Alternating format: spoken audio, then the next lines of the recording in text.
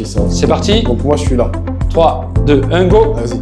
Souvent, l'arrivée des patients détenus dans ce genre d'unité est générateur de stress et d'anxiété, notamment au-delà des contraintes et des spécificités liées à l'hôpital et qui peuvent générer des situations d'angoisse, d'agressivité de la part des détenus qui arrivent et qui ne connaissent pas l'environnement. Ils n'ont pas de cours de promenade, donc ils sont enfermés toute la journée, hormis pour les salles de détente s'ils le souhaitent et s'ils le peuvent. Et ils ne peuvent pas fumer. Donc ils ont un sevrage parfois brutal. La majorité fume, hein, et ils ont un besoin de s'exprimer, parce qu'il y a une frustration qui se fait automatiquement. Hein.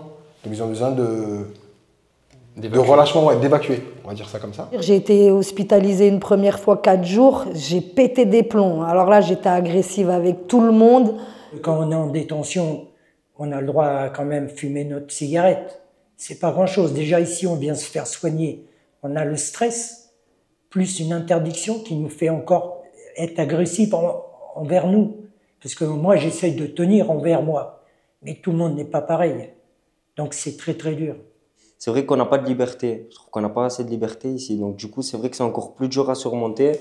Alors que c'est vrai que peut-être une petite promenade d'une demi-heure ou même 1 heure, je pense que ça ferait du bien à tout le monde, histoire de s'aérer l'esprit et de se trouver peut-être moins enfermé. J'ai rencontré plusieurs scènes d'agressivité qui n'étaient pas dirigées vers moi personnellement, ou plutôt vers des objets en général, ou vers le personnel pénitentiaire par exemple, ou les patients envers eux-mêmes aussi directement.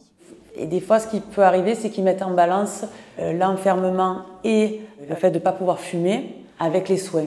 Et donc on se retrouve confronté avec des fois ou de l'agressivité, ou alors carrément une opposition aux soins, et donc ça peut être très compliqué. L'agressivité, c'est un symptôme. De quoi elle parle, cette agressivité? Qu'est-ce qui rend agressif le patient? Et on s'est rendu compte, en tout cas ici à l'UHSI, qu'il y avait une problématique autour de l'addiction, parce que les patients ne peuvent pas consommer. Et bien souvent, c'est ça qui fait monter, en tout cas, l'agressivité, c'est ça qui rend agressif, c'est la frustration qui est liée parfois au manque. Malgré les substituts nicotiniques proposés, la longueur de la spécialisation est difficile à supporter, d'où l'intérêt effectivement de toutes les activités qu'on peut proposer et les activités d'éducation à la santé. L'intérêt là de ce genre de prise en charge qui est proposé aux patients que nous accueillons, c'est vraiment pour faciliter aussi lui la gestion de son stress, de son anxiété, qui peut avoir aussi des conséquences tout au long de la journée et de la nuit. Les activités d'éducation à la santé sont proposées principalement aux gens qui le peuvent physiquement et moralement. C'est pas que l'exercice de force. Non, on oublie ça. Ouais, c'est vraiment la tonicité. Voilà. D'abord, on leur demande s'ils ont connaissance de ce qu'est le tabac, ce qu'il y a dans le tabac, comment est fabriqué le tabac et surtout ce que contient le tabac. Donc il y a un petit échange qui se fait et à la suite de ça, je leur démontre un peu avec des chiffres ce qui est néfaste pour le corps, pour l'esprit, parce qu'il y a le corps et l'esprit, et c'est vrai que des fois ils ne s'en rendent pas compte qu'au niveau de l'esprit ça prend beaucoup de place, la cigarette, ils ont tendance à le banaliser, et ensuite on leur donne des clés pour éventuellement arrêter de fumer ou essayer de diminuer, et ensuite le plus important, on relève ce qui est bon dans l'arrêt du tabac, qui est surtout en ce qui concerne le physique et le moral. Souvent, nous, on chante le matin, nous, on le voit, nous, en tant qu'aides-soignants, puisqu'on prodigue des soins. Il y a un échange qui se fait. Et souvent, on entend qu'ils ont besoin de défoulement. On peut dire ça, ils ont besoin de se relâcher. D'évacuer. Donc, on profite de cette séance-là pour lâcher les chevaux, pour tout donner. Les activités sont limitées dans le temps. On essaie de chronométrer pour que tout le monde participe et qu'il y ait un temps de référence. Et c'est vrai que si on voit qu'il y a une personne qui vraiment s'essouffle trop vite, eh bien, déjà on essaie de le réguler. Et si on voit qu'il y a des personnes qui ont besoin ou qui peuvent donner plus, là on triche un peu et on les fait donner un peu plus. Et mon but, moi, c'est les pousser jusqu'à leur retranchement, quoi. Quand ils voient qu'il y a du temps et qu'ils dépassent ce temps-là et qu'ils arrivent à aller au bout, déjà pour eux c'est quand même beaucoup. Et ils n'ont pas souvent l'occasion d'aller au bout de leur objectif et surtout de les réussir. dans un environnement qui est comme ça, où ils sont souvent ou seuls ou enfermés. Je sens que je suis sur la bonne voie en fait. Je ne sais pas pourquoi, j'ai eu un déclic comme ça, comme je pensais au manque de liberté, ce que je ne peux pas faire à cause de la cigarette ou du shit, comme des sorties au cinéma. Je pensais au futur en fait, ce qui va me bloquer encore par rapport à ça. Et j'ai plus envie d'être bloquée, je veux être libre de moi-même. C'est un petit truc en plus, on voit d'autres détenus. C'est important. Du moins, pour moi, je pense que la convivialité est importante d'être, parce que être en contact avec les infirmiers ou les matons, il n'y a pas que ça. Même si c'est bien fait, mais avoir une autre, je sais pas. Pour moi, c'est beaucoup. Ça apaise. Mais c'est vrai que la relaxation à la fin, c'était pas mal. Ça permet de souffler un bon coup. Ouais. Penser à autre chose surtout.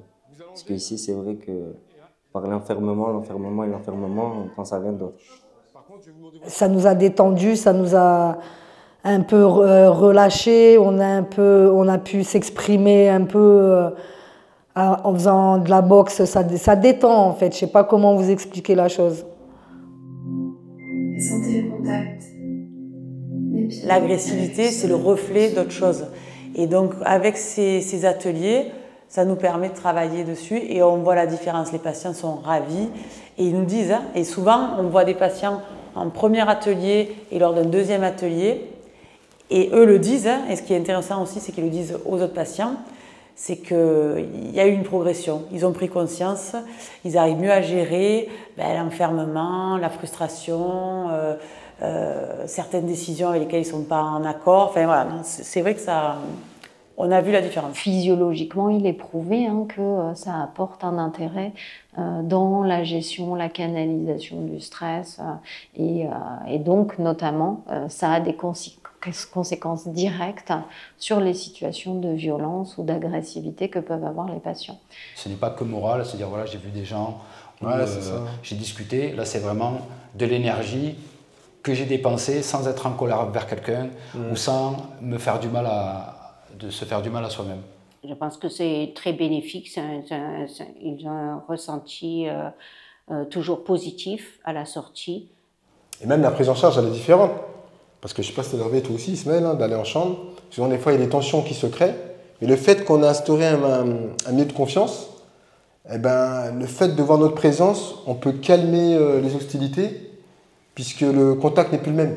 En dehors de l'effet physiologique que ça va apporter au patient, c'est aussi ça, c'est travailler ce lien entre le patient et l'équipe, peut-être plus d'ouverture, de communication, de facilité d'échange. Et donc ça a un intérêt direct dans l'amélioration de la relation de confiance que ça peut avoir entre les patients et les soignants.